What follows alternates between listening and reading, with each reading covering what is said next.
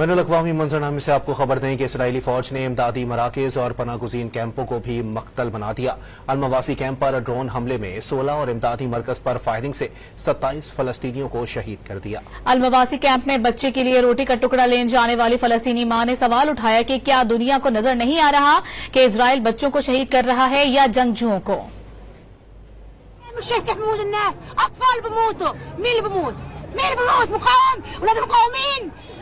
نعم عطشانين وجعانين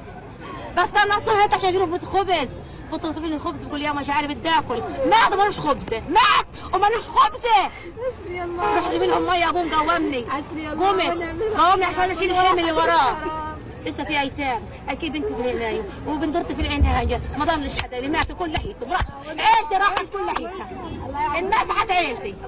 बैनुल-अक़वामी मंजरनामे से आपको खबर दें कि इसराइली फौज ने इमदादी मराकज़ और पनागुज़ीन कैंपों को भी मख्तल बना दिया। अल-मवासी कैंप पर ड्रोन हमले में 16 और इमदादी मरकज पर फायरिंग से 27 फलस्तीनियों को शहीद कर दिया। अल-मवासी कैंप में बच्चे के लिए रोटी का टुकड़ा लेने जाने वाली फलस्तीनी मां ने सवाल उठाया कि क्या दुनिया को नजर नहीं आ रहा कि इजराइल बच्चों को शहीद कर रहा है या जंगजुओं को।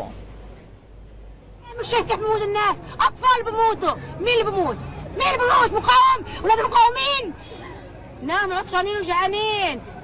بس انا صحيت عشان اجيب خبز كنت بصيب لي خبز بقول يا مش عارف بدي اكل مات ومالوش خبزه مات ومالوش خبزه حسبي الله روح جيب لهم ميه ابوهم قومني قومي عشان اشيل الحمل اللي وراه